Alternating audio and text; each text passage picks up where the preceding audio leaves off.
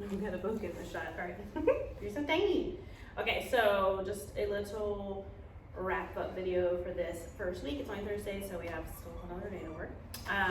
So what I was going over with the markers and the text, a marker is going to be a word or sound that marks a moment in time that she does something that I like. And then for her, it's going to announce the arrival of a reinforcer, a reward. So I want to make sure that we create association between those two events. So for her, that marker equals food. So that way when she does something that we like, we can mark the exact moment in time that she does the thing that we like and bridge the gap between the desired behavior and delivery of reinforcer, so we don't accidentally, what are you doing? Reward anything that happens between those two events. She's barking at my dogs in the crate over there. Very exciting. So the main one that we're working on right now is the yes marker. She has a couple different markers. They all are going to mean different things as far as what I'm expecting her to do within behavior. Olive. Yes. So the yes means I like what you did, come take something from me. It's essentially a terminal marker, meaning the behavior is over, but it's always going to be followed with a reinforcer. And then we have good and okay. Those are going to be more centered around building duration. So if I lure her, right now I'm not really doing commands, if I lure her into a behavior and I say the word good, I'm implying that I want her to continue to do that. So right now it's pretty frequently good treat, good treat, good treat, to build value, put value in her remaining behavior. If she comes out of behavior before I give the release word, which is going to be okay, then I'll just say nope and guide her back into behavior. But it is important that we are releasing her from that behavior so that it makes sense to her that if I ask you to stay in behavior, you know what that means, and then okay is the terminal marker, meaning you're done with the behavior. And right now I'm rewarding with those markers as well, but eventually those will be more neutral markers, meaning she's not going to get paid for every single thing that she does. So because she is a beagle and very, very independent, motivated elsewhere all the time, like she's always wanted to go do her own thing, I think it's very important at this age of her life to make sure that we're really building value from ourselves for her. So instead of just walking around and being a fence post where we're just holding the leash and she's dragging around trying to do other things, take her into different environments and use those markers. Like right now, she's really fixated on them because there's never two dogs in the crate. Both of mine just went in there, so I showed them behind them.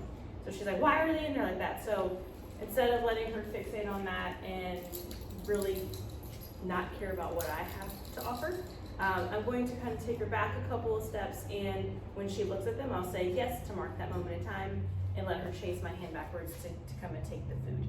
Make sure you're using high value rewards. But yeah, every time you go into a new situation, instead of just letting her off to do her own thing, right out of the car, play with her, run backwards, make her chase after you, make yourself exciting, and that's gonna really help as she gets older, because right now she's a sponge, and if she's learning that she can just wiggle around and do her own thing, then she's gonna do that as she gets older.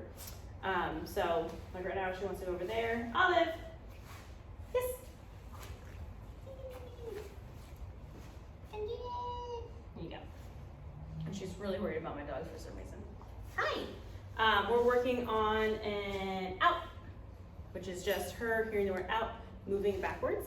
That's going to be something that right now just means give me space, and eventually I'll switch over to her moving away from another object so that we can work on her wanting to get into things. So she is,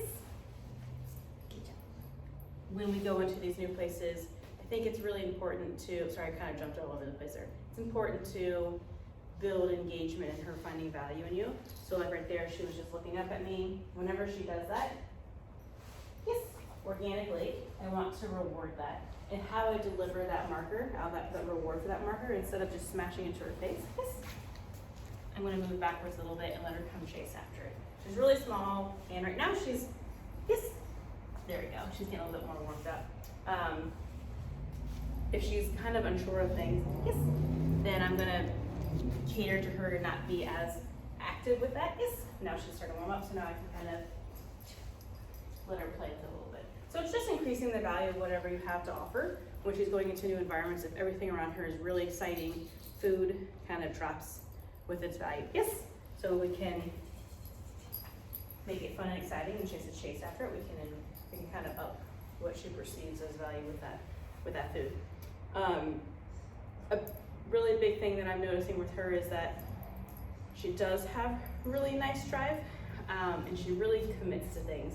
For me as a trainer, that's really nice, but I see that being a little bit testy for home life. So what I mean by that is, like if I'm sitting on the ground and she smells treats in my pockets, she goes for it and she's digging and trying to get into that.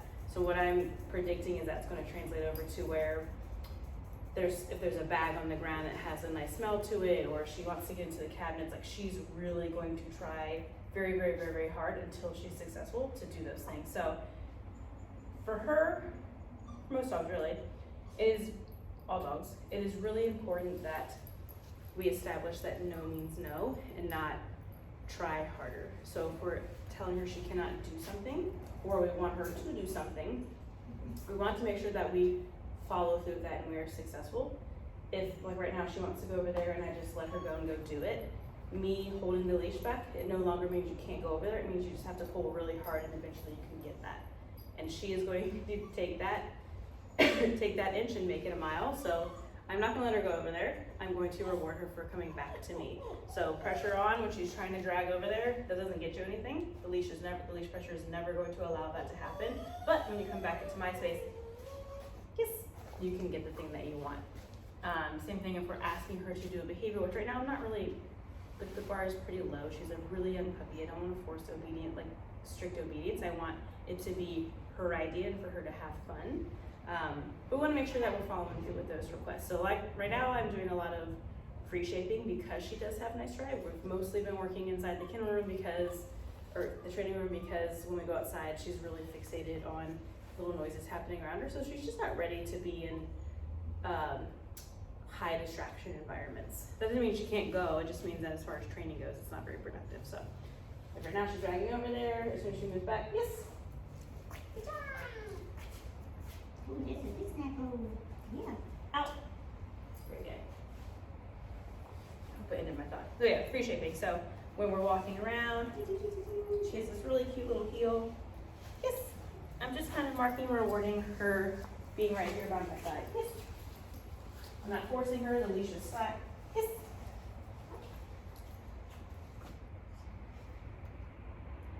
Good. Good. Okay. Not forcing it on her. She's just doing it on her own will. We'll create muscle memory and increase the value of what her wanting to be in this area. And then as we start implementing new things into the picture, I'll start giving her rules and boundaries for things. But I think right now it's gonna be a really big deal for her to just want to do that. And in order for her to want to do that, there can't be a lot of things happening around her, because then she's not gonna wanna do it, and then we have to use a little bit more pressure saying you can't go do that. So if I can hang out in this area for a while, I will. Yeah. Yes. And that'll make training next week, yes, a lot easier.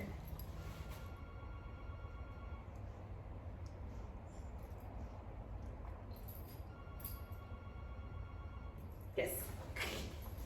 Here we go. Good job. All right. If you have any questions, I hope this made sense. I know I kind of went all over the place. I should have written down notes, because if I don't write down notes, I forget everything. Yeah. If you have any questions, just feel free to ask. All right.